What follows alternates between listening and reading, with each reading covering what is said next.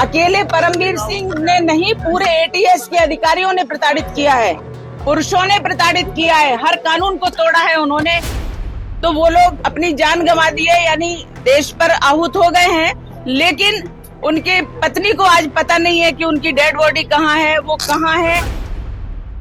हमेशा से मुस्लिमों के लिए उन्होंने तुष्टीकरण की नीति अपनाई है कांग्रेसियों ने। बहुत बड़े बड़े लोगों के नाम जबरदस्ती बोलने के लिए कहा उन्होंने, मैंने वो नाम नहीं बोले, उनके अनुसार मैंने काम नहीं किया, इसलिए उन्होंने मुझे प्रताड़ित किया। और उन नामों में विशेष तौर पर माननीय भागवत जी का नाम, राम माधव जी का नाम, हमारे माननीय मोदी जी का नाम, योगी जी का नाम, माननीय इंद्रेश जी का नाम और तमाम वो नेता जो बड़े बड़े नेता हैं, उन लोगों के नाम लेने के लिए कहा कि उन्होंने कहा और हमने ऐसा किया, ये बोलो। मैंने उनकी बात को नहीं सुना और ना ही माना, इसलिए उन्होंने मुझे प्रताड़ित किया।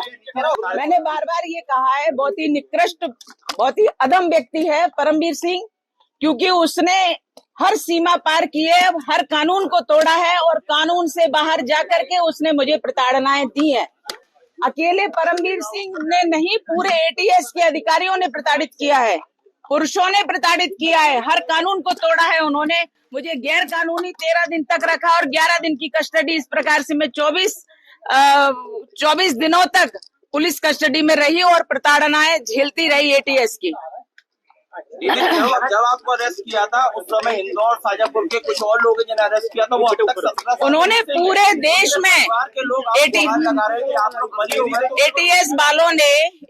वालों ने एक पूरा भय बना करके रखा था मध्य प्रदेश में और पूरे देश में। इस प्रकार का भय बनाया कि कोई भी व्यक्ति अपनी भावना व्यक्त कर ही नहीं पा रहा था। जो लोग अंदर गए, जो सत्य के लिए लड़ रहे थे, उनके लिए भी कोई कुछ नहीं कह पाया। भयभीत करने का प्रयास था और भयभीत किया उन्होंने, क्योंकि कांग्रेस का शासन था महाराष्ट्र में, देश में कांग्रेस का यूपीए का शासन था, इसलिए उन्होंने पूरी एजेंसियों का, जो सरकारी एजेंसी है, सबका दुरुपयोग किया और उनको भ्रष्ट बनाया।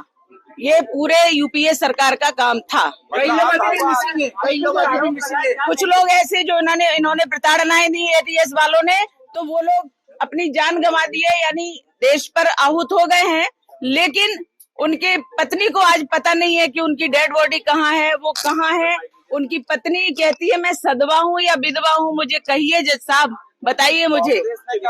और इसलिए एक व्यक्ति नहीं, कई लोग ऐसे हैं जिनको मारा पीटा और मार डाला, लेकिन उनके आज रिकॉर्ड भी खत्म कर दिए गए। मुस्लिम वर्ग को आकर्षित करने के लिए क्या भगवा आतंकवाद जैसा शब्द गढ़ा गया? हमेशा से मुस्लिमों के लिए उन्होंने तुष्टीकरण की नीति अपनाई है कांग्रेसियों ने।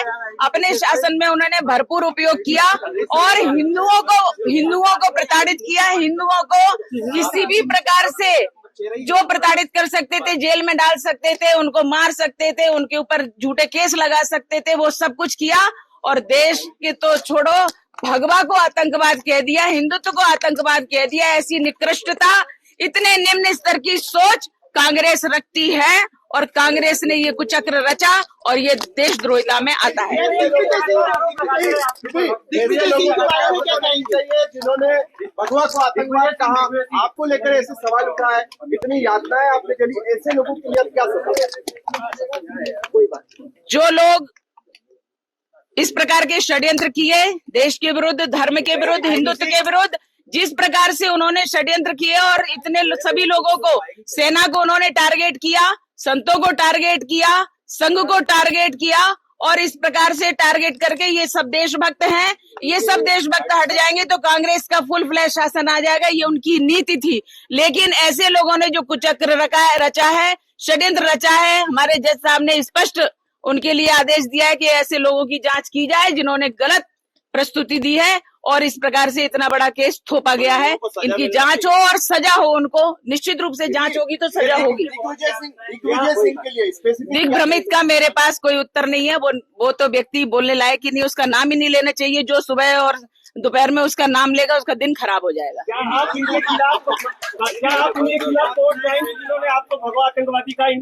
बिल्कुल हमारी रणनीति जो रहेगी वो निश्चित रूप से हम आपको अवगत कराएंगे उसके बारे में। और जिन्होंने अत्याचार किए उनको तो निश्चित रूप से सजा मिलनी ही चाहिए। राजनीति में अब वापसी को लेकर क्या कुछ विचार आपका? हम राष्ट्र नीति करते हैं,